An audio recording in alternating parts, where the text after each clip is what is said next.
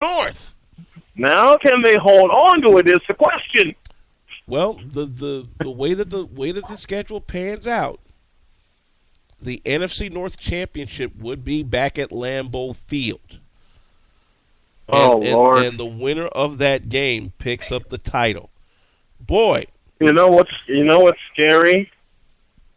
If Detroit keeps their momentum going, they'll have a possibility to not only win the division, but to end the streak that has started in 1991, which is the last time Detroit won in Wisconsin. Yep, they got to go to Wisconsin and take care of the deal. And And on that note, I got a split, but I'll leave y'all with this. There's a surprise team coming to ASN Plus on December the 20th. Watch the Facebook page and the website for details. Show. Brian Snow. All right. Brian Snow joining us from Snowman in the Morning. Catch him 9 to 10 a.m. Monday through Friday on arenasportsnet.com. Brian Snow joining us on the Verizon Wireless Hotline, Verizon, and the cellular connection in Michigan City. Proud to help you latching on to America's most trusted 4G LTE network. Brian, we will catch you next time. Thanks, man. Appreciate it. All right, folks, we're going to take one final break. When we come back, the topic du jour. I mentioned that an Auburn freshman football player had his life taken away from him due to violence. I'm going to correlate that with a documentary that I just saw the other night that might be able to crystallize things for folk in the wake of what has been a very monumental weekend of protests. And when you hear the correlation, you may want to take a step back and wonder, what exactly is it that we are protesting? I mean, I'm not dissing the fact that the protests aren't needed, because they are. But it's just exactly what focus do we have when you have situations like what just happened at Auburn, and the involvement of those and the makeup of those involved in it? What's our focus? That coming up on the other side of this break. Don't move, folks. This is the Afternoon Locker Room, only on the Arena Sports Network. At Strag and Van we think differently about groceries. We always have. So what does that mean? Better, fresher, focused on you, your neighborhood store, that gives you more. It's quality, selection, the variety you want. Choice meats, deli, bakery, your one-stop shop. Everything on your list and all for less. With the savings you deserve and unbeatable service. That's different. That's built around you, and that's your Strag and Van.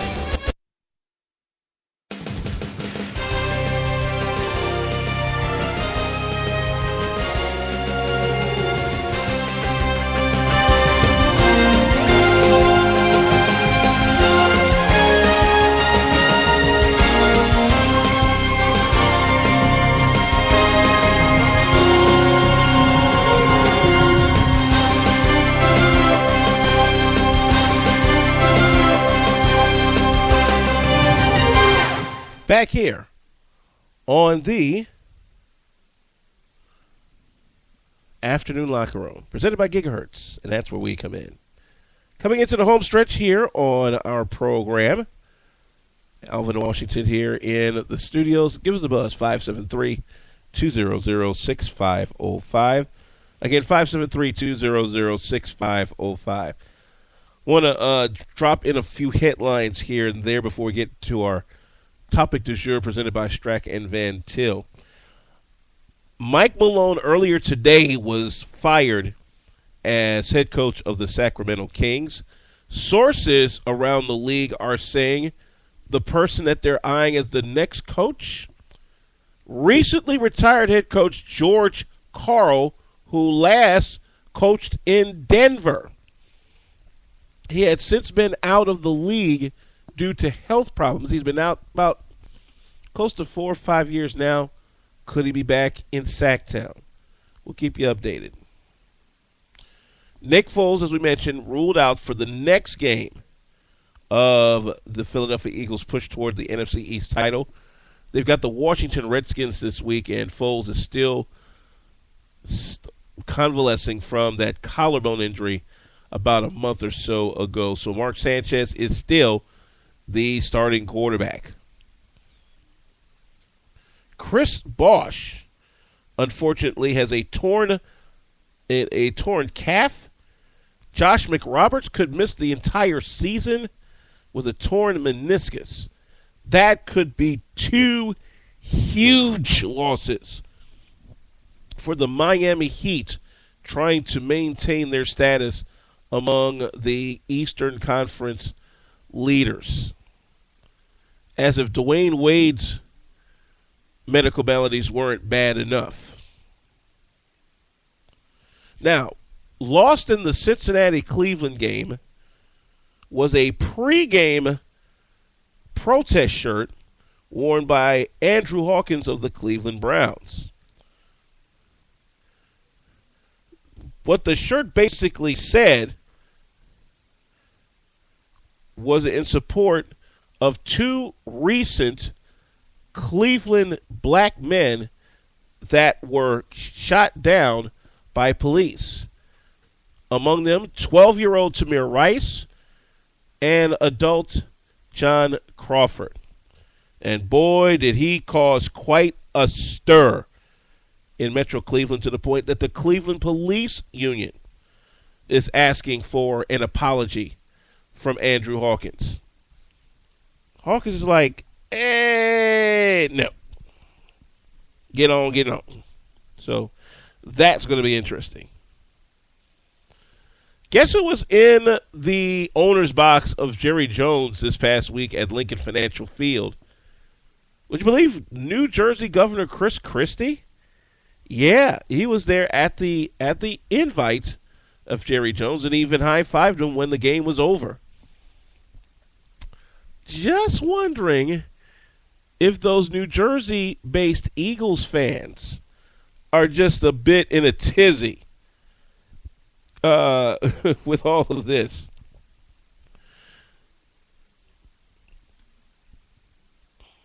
Arizona has announced that Ryan Lindley will make the start this coming week against Seattle in a bid to lock up the NFC West.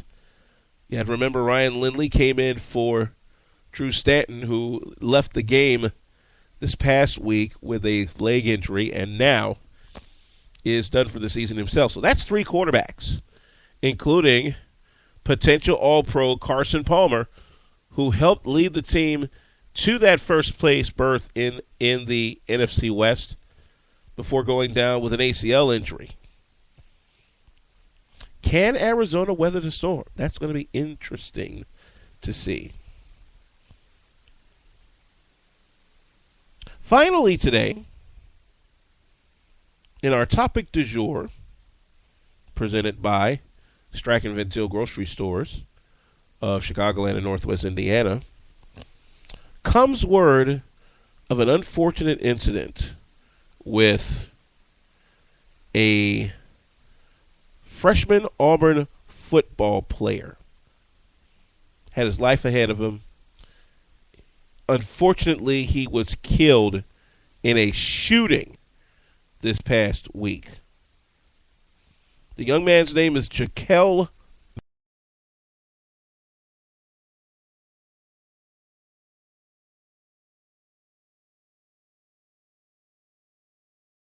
next year. He was a running back. He redshirted, as a matter of fact.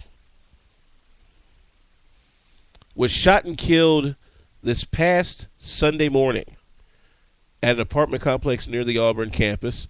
This was during a party. Mitchell, who was 18 years old, was shot by 22-year-old Markel DeAndre Hart of Camp Hill, Alabama, who's currently at the Lee County Jail on a $150,000 bond. No additional arrests were expected at the time, but the authorities did not elaborate on the shooting or an arrest. And you can definitely tell Auburn coach Gus Malzahn and the entire football family with the Tigers are definitely devastated by this. What happened was, apparently there was a argument between Mitchell and that particular person, which happens to be Markel Hart. And Mitchell's girlfriend, Ayanna Hughley, didn't think that Mitchell knew the guy. Unfortunately, minutes later, his life was taken. Now, I mentioned the correlation between this and a documentary I just saw this past weekend. For those of you who follow the 30 for 30 series, if you remember the recent edition of that called Rand University, it basically followed Randy Moss and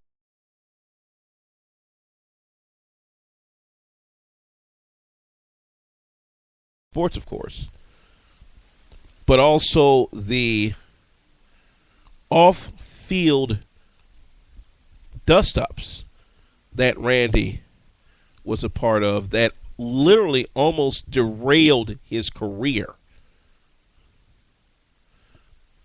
Why do I say that correlation? Quite simply, here's an 18-year-old guy with his life ahead of him who unfortunately was in the wrong place at the wrong time and in front of the wrong person. He doesn't have his life anymore. And his life was taken by another young black man. Now, there are some that would say, why aren't we bringing up black on black crime? Now, they do have a valid point here. But here's my question.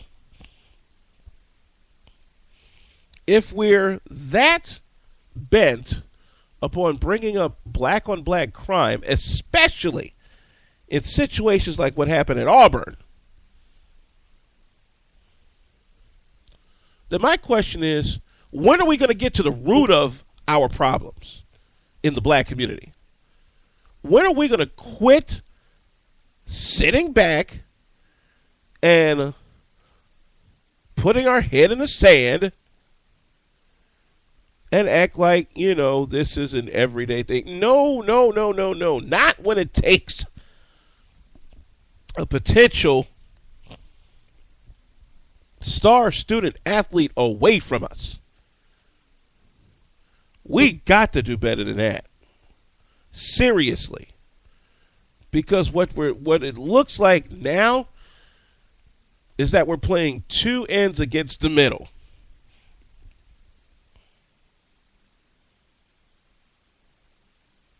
On the one hand, we're fighting and protesting in regards to two unarmed black men being shot by police and other unarmed black men and black youngsters. Of course, the youngest being 12-year-old Tamir Rice.